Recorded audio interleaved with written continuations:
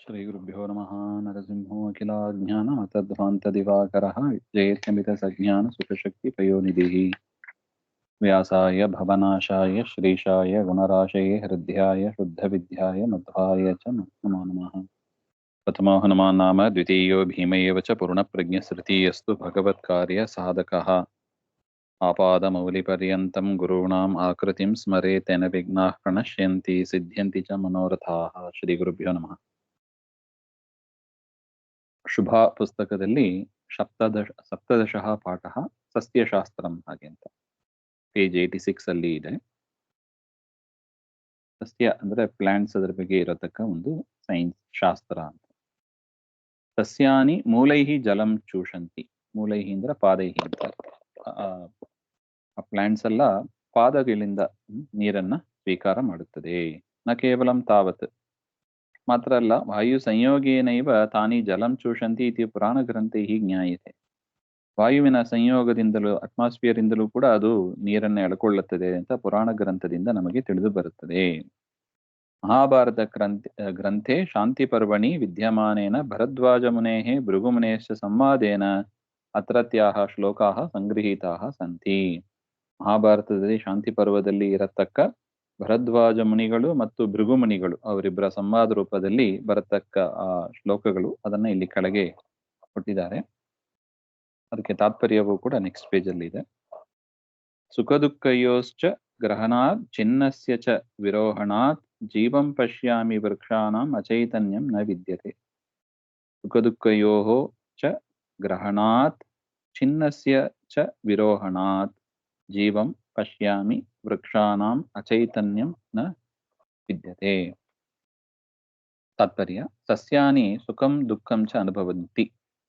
ಆ ಸಸ್ಯಗಳು ಸುಖ ದುಃಖವನ್ನು ಅನುಭವಿಸುತ್ತವೆ. ಹೇಗೆ ಹೇಳ್ತೀರಾ ಹಾಗೆಂದರೆ, ಕರ್ತನಂ ಕ್ರಿಯತೆ ಚೇದಪಿ ಪುನರಪಿ ತಾನಿ ಜೀವಿತಾನಿ ಭವಂತಿ ವರ್ಧಂತೆ. ತುಂಡು ಮಾಡಿದರೂ ಕೂಡ ಒಂದು ಹೂವುಗಳನ್ನು ಎಲೆಗಳನ್ನು ತುಂಡು ಮಾಡಿದರೂ ಕೂಡ ಮತ್ತೆ ಬೆಳೆಯುತ್ತದೆ. ತಸ್ಮಾತ್ ಸಸ್ಯಾನಿ ಅಪಿ ಜೀವಂತೆ. ಅದರಿಂದ ಸಸ್ಯಗಳು ಕೂಡ ಅದು ಜೀವಿತವಾದ ಒಂದು ವಸ್ತು. ಅದು ಜಡ ಅಲ್ಲ. ತೇಷಾಮಪಿ ಚೈತನ್ಯಂ ಅಸ್ತಿ. ಅದಕ್ಕೂ ಕೂಡ ಜ್ಞಾನ ಇದೆ ಅಂತ ಸ್ಪಷ್ಟ ಆಗ್ತದೆ. ಯಾಕೆ? ಕಟ್ ಮಾಡಿರೋ ತಿರುಗಿ ಬೆಳೀತದೆ. ಅದು ಬೆಳೆಯುವ ಶಕ್ತಿ, ಅದು ಆಹಾರದಿಂದ ಬೆಳೆಯುವ ಶಕ್ತಿ ಅದು ಸಾಮಾನ್ಯ ಪ್ರಾಣಿಗಳಲ್ಲಿ, ಪಶುಗಳಲ್ಲಿ, ಮನುಷ್ಯರಲ್ಲಿ ನಾವು ನೋಡ್ತೀವಲ್ವಾ. ಅದೇ ರೀತಿಯಾಗಿ ಮರದಲ್ಲೂ ನಾವು, ಮರಗಿಡಗಳಲ್ಲೂ ನಾವು ನೋಡಬಹುದು. ತೇನ ತಜ್ಜಲಂ ಆದತ್ತಂ ಜರಯತ್ಯಗ್ನಿಮಾರುತೌ ಆಹಾರ ಪರಿಮಾಣಾಚ್ಚ ಸ್ನೇಹೋ ವೃದ್ಧಿಶ್ಚ ಜಾಯತೆ. ತೇನ ತಜ್ಜಲಂ ಆದತ್ತಂ ಜರಯತಿ ಅಗ್ನಿಮಾರುತೌ ಆಹಾರ ಪರಿಮಾಣಾತ್ ಚ ಸ್ನೇಹಃ ವೃದ್ಧಿಃ ಚ ಜಾಯತೆ.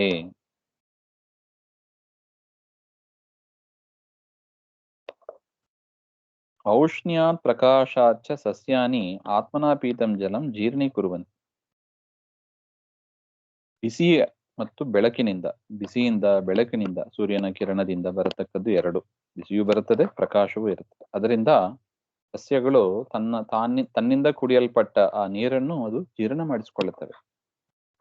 ಏವಂ ಜೀರ್ಣೀಕೃತೇನ ಸತ್ವೇನ ಸಸ್ಯಾನಿ ದ್ರವ ಪದಾರ್ಥ ಉತ್ಪಾದಯಂತಿ. ಆ ಜೀರ್ಣಿತವಾದ ಆ ಒಂದು ಪದಾರ್ಥದಿಂದ ದ್ರವ ಪದಾರ್ಥ ಉತ್ಪನ್ನವಾಗುತ್ತದೆ. ತಸ್ಮಾತ್ ತೇಷಾಂ ವೃದ್ಧಿ ಜಾಯತೆ. ಆ ಪದಾರ್ಥದಿಂದ ಅದು ಬೆಳವಣಿಗೆಯನ್ನು ಪಡೆಯುತ್ತದೆ, ಬೆಳವಣಿಗೆ ಆಗ್ತದೆ ಅಂತ.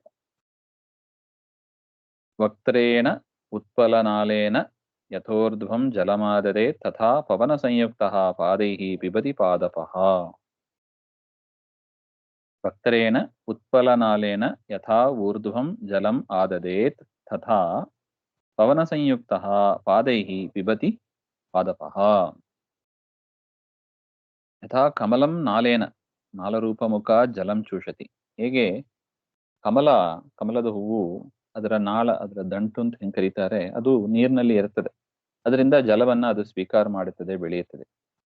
ಹಾಗೆ ಸಸ್ಯಗಳು ಕೂಡ ವಾಯು ಸಂಯೋಗ ಕಾರಣ, ವಾಯುವಿನ ಒಂದು ಸಂಯೋಗದಿಂದ, ಒಂದು ಸ್ಪರ್ಶದಿಂದ, ಮೂಲೇನ ಅಂದ್ರೆ ಪಾದದಿಂದ ಜಲಂ ಚೂಷಂತಿ ನೀರನ್ನು ಎಳೆಯುತ್ತವೆ. ಪಾದೈಹಿ ಪಿಬತಿ ಇತಿ ಪಾದಪಃ.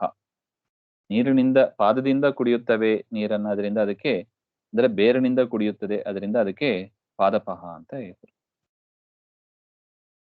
ಊಷ್ಮತೋ ಮ್ಲಾಯತೆ ಪರ್ಣಂ ತ್ವಕ್ ಫಲಂ ಪುಷ್ಪಮೇವ ಚ ಮ್ಲಾಯತೆ ಶೀರ್ಯತೆ ಚಾಪಿ ಸ್ಪರ್ಶಸ್ತೇನಾತ್ರ ವಿದ್ಯತೆ.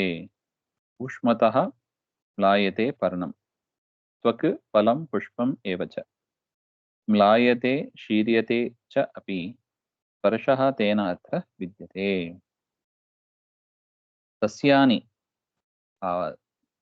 ಸಸ್ಯಾನಾಂ ಪರ್ಣಾನಿ, ಆ ಗಿಡಗಳ ಎಲೆಗಳು, ತ್ವಕಂದ್ರೆ ಅದನ್ನ ಮೇಲಕ್ಕಿರತಕ್ಕ ಒಂದು ಚರ್ಮ, ಫಲಾನಿ ಹಣ್ಣುಗಳು, ಪುಷ್ಪಾಣಿ ಹೂವುಗಳು, ಚ ಉಷ್ಣತಾ ಕಾರಣತಃ ಮ್ಲಾನಾನಿ ಭವಂತಿ, ತುಂಬಾ ಬಿಸಿಲಾದ್ರೆ ಅದು ಬಾಡಿ ಹೋಗುತ್ತವೆ. ಮ್ಲಾನಾನಿ ಅಂದ್ರೆ ಬಾಡಿ ಹೋಗುತ್ತವೆ, ತುಂಬಾ ಹೀಟ್ ಆದ್ರೆ ಬಾಡುತ್ತವೆ. ಏವಂ ಮ್ಲಾನಂ ನಾಶಶ್ಚ ಸ್ಪರ್ಶಸ್ಯ ಪರಿಣಾಮ, ಈ ರೀತಿಯಾದ ಒಂದು ಬಾಡಿ ಹೋಗೋದು, ನಾಶ ಆಗೋದು ಇದೆಲ್ಲ ಯಾವುದರ ಪರಿಮಾಣ? ಸ್ಪರ್ಶದ ಒಂದು ಪರಿಮಾಣ, ಸ್ಪರ್ಶದಿಂದ ಆಗತಕ್ಕದ್ದು. ತಸ್ಮಾತ್ ಸಸ್ಯಾನಾಂ ಸ್ಪರ್ಶಜ್ಞಾನಂ ಅಸ್ತಿ ಇತಿ ಜ್ಞಾಯತೆ, ಅದರಿಂದ ಸಸ್ಯಗಳಿಗೆ ಸ್ಪರ್ಶಜ್ಞಾನ ಇದೆ ಅಂತ ಕೂಡ ಸ್ಪಷ್ಟ ಆಗ್ತದೆ. ವಾಯುವಗ್ನಯ ಶನಿರ್ ವಾಯುವಗ್ನ್ಯಶನಿರ್ ನಿರ್ಘೋಷೈಃ ವಾಯುವಗ್ನಿ ಅಶನಿ ನಿರ್ಘೋಷೈಃ ಫಲಂ ಪುಷ್ಪಂ ವಿಶೀರ್ಯತೆ ಶ್ರೋತ್ರೇಣ ಗೃಹ್ಯತೆ ಶಬ್ದಃ ತಸ್ಮಾತ್ ಶೃಣ್ವಂತಿ ಪಾದಪಾಃ. ವಾಯು ಅಗ್ನಿ ಅಶನಿ ನಿರ್ಘೋಷೈಃ, ಅದೇ ಪದ, ವಾಯುವಗ್ನಿ ಅಶನಿ ನಿರ್ಘೋಷೈಃ ಫಲಂ ಪುಷ್ಪಂ ವಿಶೀರ್ಯತೆ ಶ್ರೋತ್ರೇಣ ಗೃಹ್ಯತೆ ಶಬ್ದಃ ತಸ್ಮಾತ್ ಶೃಣ್ವಂತಿ ಪಾದಪಾಃ. ಪ್ರಚಂಡ ವಾಯು ಕಾರಣತಃ ಅಗ್ನಿ ಕಾರಣತಃ, ಬಿರುಗಾಳಿ, ಅಗ್ನಿ ಇವುಗಳ ಕಾರಣದಿಂದ ಅಶನಿ,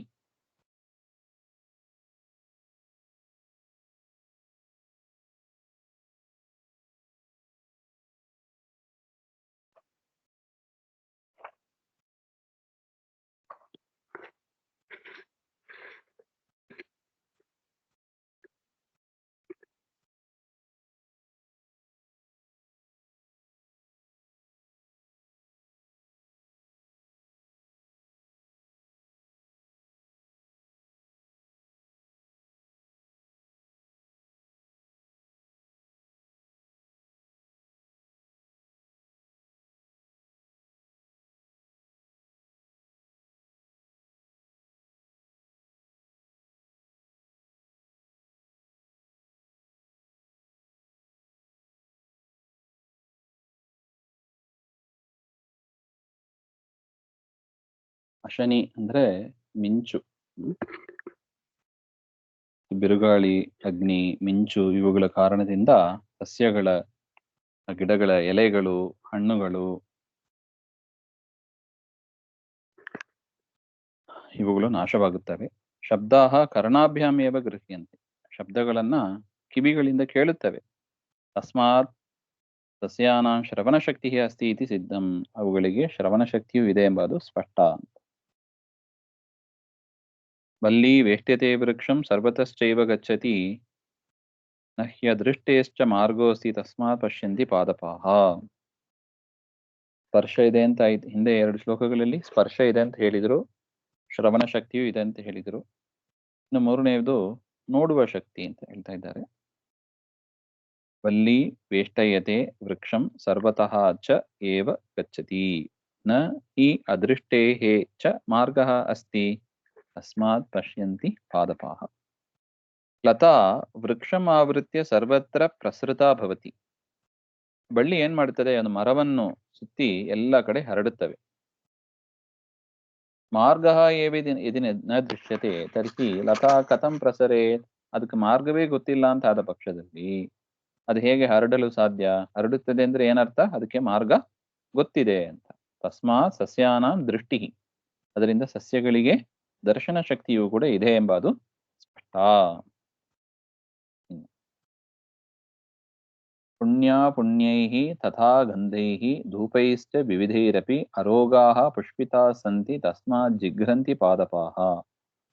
ಪುಣ್ಯ ಪುಣ್ಯೈಃ ತಥಾ ಗಂಧೈಃ ಧೂಪೈಃ ಚ ವಿವಿಧೈಃ ಅಪಿ ಅರೋಗಾಃ ಪುಷ್ಪಿತಾಃ ಸಂತಿ ತಸ್ಮಾತ್ ಜಿಘ್ರಂತಿ ಪಾದಪಾಹ